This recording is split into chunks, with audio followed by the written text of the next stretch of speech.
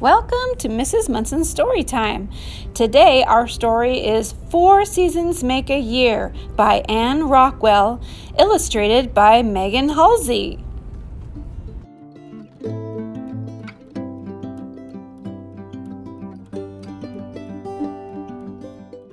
This is the front cover of our story.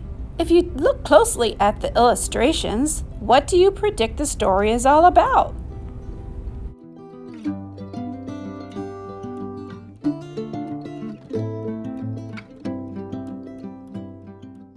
These are the 12 months of the year. My birthday is in November. When is yours?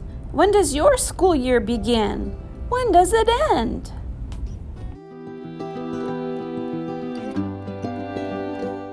This is the title page of our story, 4 Seasons Makes a Year by Anne Rockwell, illustrated by Megan Halsey. It also contains the publisher and some really cute pictures. Are you ready to listen to our story? Let's begin.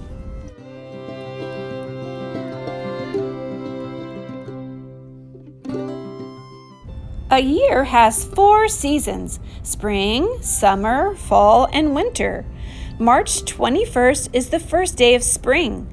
Wind blows and birds sing. Daffodils and crocuses pop up through melting snow to bloom in the dark, wet earth. Leaves sprout on the trees. It's time to plow the field. Spring showers come. The pear tree we planted by the porch is covered with white blossoms. A robin sings as it hunts for worms in the ground. It's time to plant corn and squash seeds in the field. I plant 1 sunflower seed by the back door. Breezes blow blossoms from the pear tree into the sky. Birds sing as they build nests. Every day the air gets warmer. The earth gets warmer too.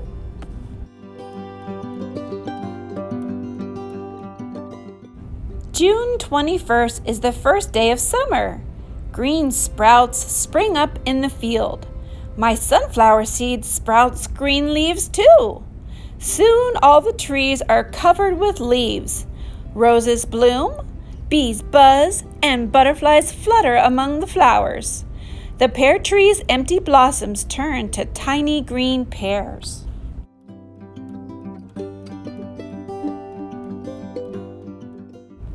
The flower bed in the front yard bursts into bloom.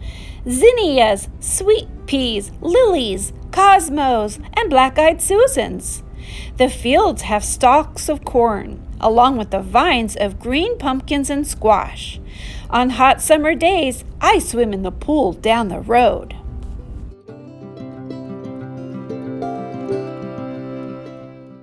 Summer is when we pick the first ears of corn from the field. We sell corn, squash, and bouquets of summer flowers at our roadside stand. But I won't sell my big yellow and brown sunflower, which has grown so much it's taller than I am.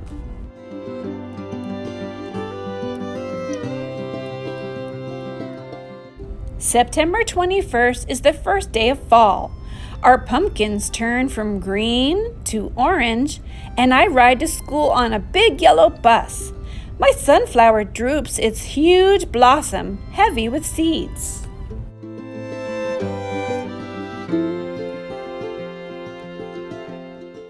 Leaves on the trees turn red and gold. Now I sleep under a blanket and wear a warm jacket to school. The bees and butterflies are gone. Many birds fly away too.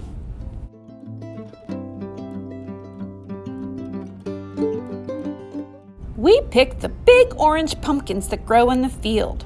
People drive out from the city to buy them at our roadside stand.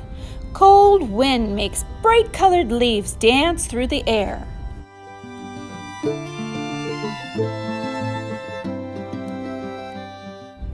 Corn stalks standing in the field turn dry and brown. Pumpkin and squash vines shrivel up. It's time for the field to rest. Pears hanging from the pear tree are big and golden. I bite into one that's ripe, sweet, and juicy.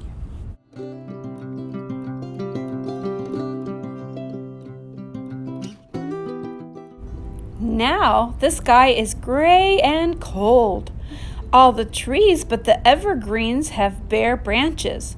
Squirrels rush frantically here and there, hiding acorns and nuts to eat when winter comes. Most of the birds have flown away.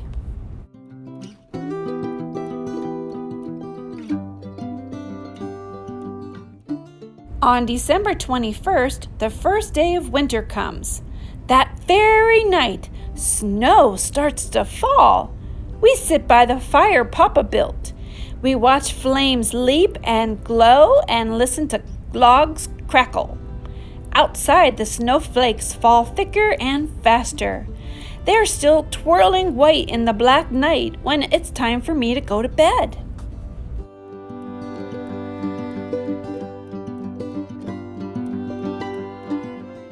In the morning, the radio announcer says, "No school today!" The roads are slippery, too covered with snow for the big yellow bus to travel safely. A bright red cardinal hops onto a snowbank. Its mate comes to join it. I think they're waiting for me, for I know just what they want. Those birds love sunflower seeds.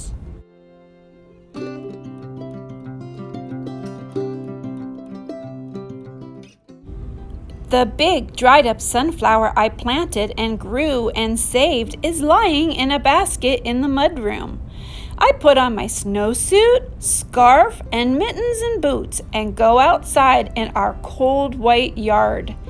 Deep snow comes to my knees, and I toss sunflower seeds to the hungry cardinals. Chickadees come to eat them too.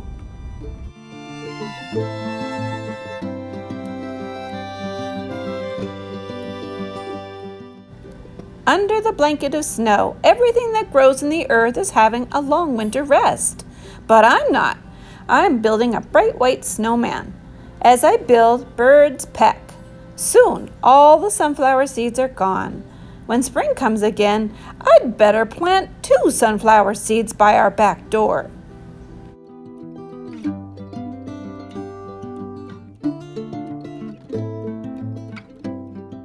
The end.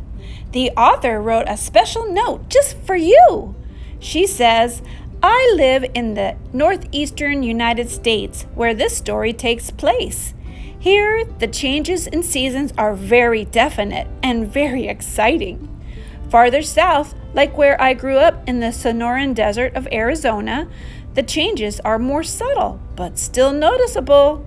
Wherever you live, I hope you will look around at the plants and animals in your part of the earth and think about how seasons change." Here are the 12 months of the year again. And our character says, "Here is my calendar showing the whole long year. I know which months are in spring or summer or fall or winter. Do you?" This is the back cover of our story. I like her little comment here. She says, "Science made simple for curious young minds."